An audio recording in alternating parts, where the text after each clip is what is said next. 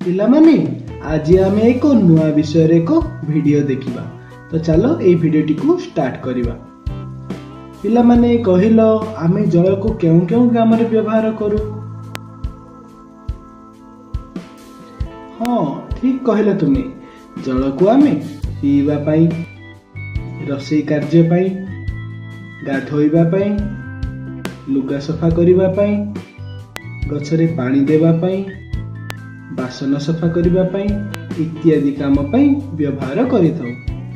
तो कहिलो पिला माने आमे जल केउठारु पाई थाउ? हाँ ठीक कहिलो।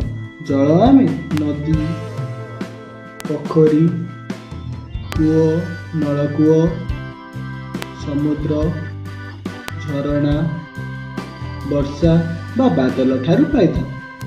तो ठीक अच्छे पिला सब तो कहीदेल। तो पिला माने कहिल आमर जल दूषित हुए किपरि।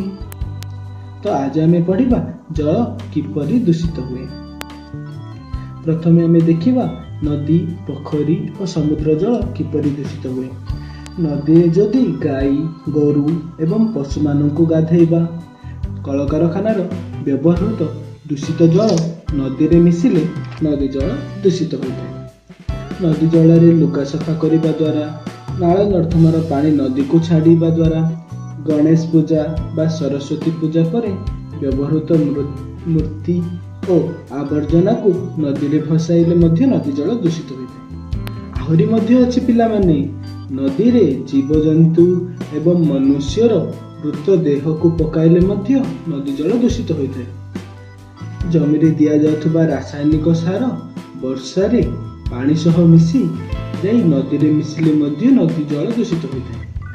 नई कूल रे मल त्याग कले, मूत्र त्याग कले और नई कूल रे अलिया आवर्जना इत्यादि पकाइबा द्वारा मध्य नदी जल दूषित होइଥାଏ। तो पिला माने समस्त तो जानिलो नदी जल किपरि दूषित हुए। वर्तमान आबे जानिबा कूप, नलकूपर जल किपरि दूषित हुए।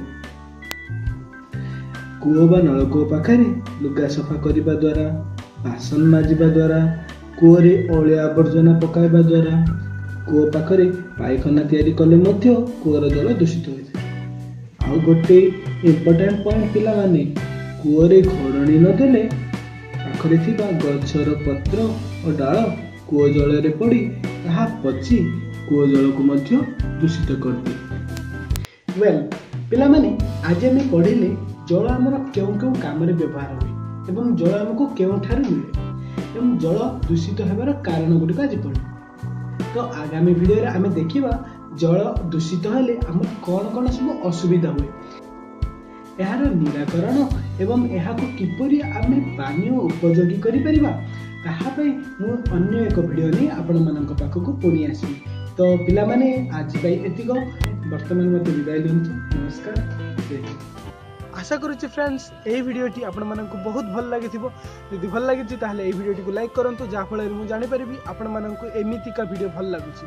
तो मु एही वीडियो रो गोटे सीरीज भी नहीं आसबी। एही गप माध्यम रे आपण मानक आम भारतर इतिहास, आम ओडिसा रो इतिहास सहित परिचित करेबी। जदि फ्रेंड्स वर्तमान पर्यंत ये चैनल को सब्सक्राइब करना ताहले निश्चय रूपे कर दियंतु एवं सब्सक्राइब बटन रो ठीक साइड रे थिबा बेल आइकन को आपण निश्चय दबाइ दियंतु जा फल रे आपण पाई परिबे एही चैनल रो समस्त अपडेटेड इन्फॉर्मेशन। तो फ्रेंड्स आज बाय एतिको चलिमो, बाय बाय, टेक केयर।